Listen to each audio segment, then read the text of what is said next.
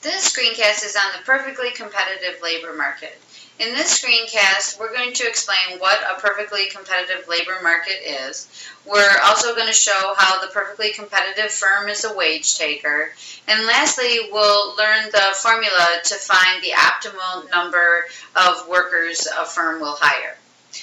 When we're talking about a perfectly competitive labor market, they're always found in the perfectly competitive product market. So think back to that identical product where there's no name brand.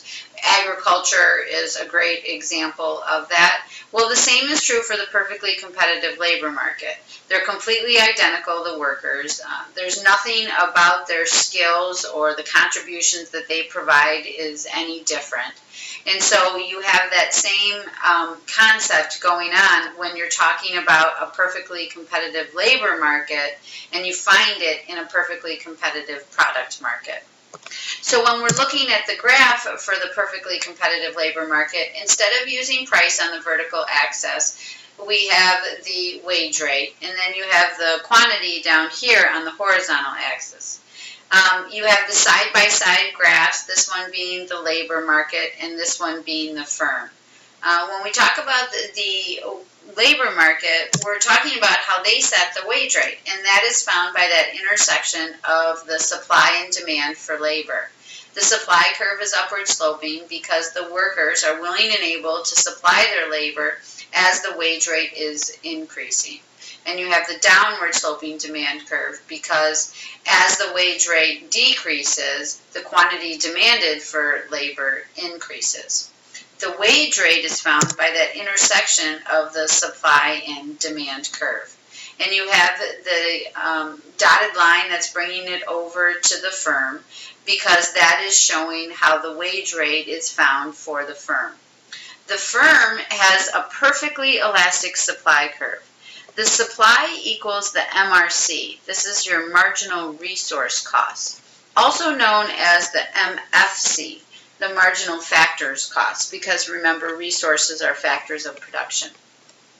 But with the MRC, it's perfectly elastic because there are so many perfectly competitive firms out there that the perfectly competitive labor, if they're not going to be paid this wage rate, this market wage rate, then they'll go to another firm and find it.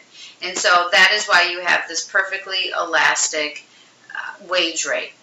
And so the firm is known as a wage taker.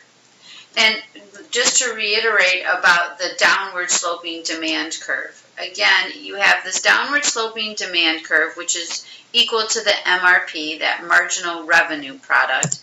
And that formula is marginal product times product price. And when we talk about the marginal product, we're talking about the productivity, which is downward sloping because of diminishing returns.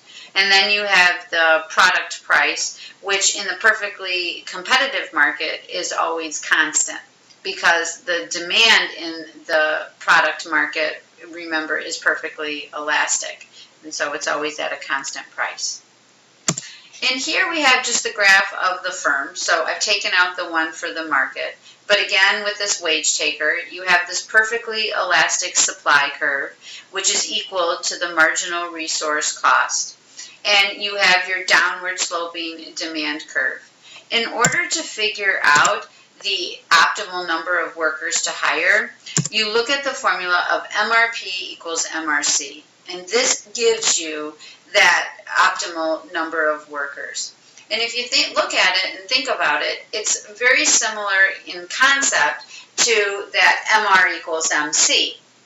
And so with that, what you can see is that any number of workers that they would hire prior to this optimal amount, the additional revenue that that worker is bringing in is greater than the additional cost. And so that's profit that the firm would receive.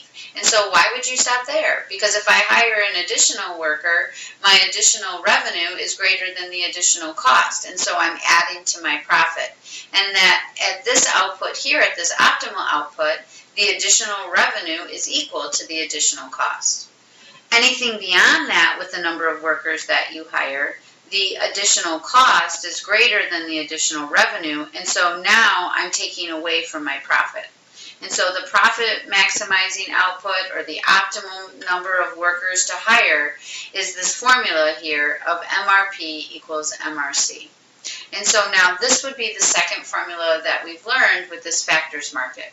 The first one is with the number or of the downward sloping demand for labor, where you have your marginal revenue product, and that formula is marginal product times product price. And now with the optimal number of workers to hire, you're looking at the formula here of MRP equals MRC.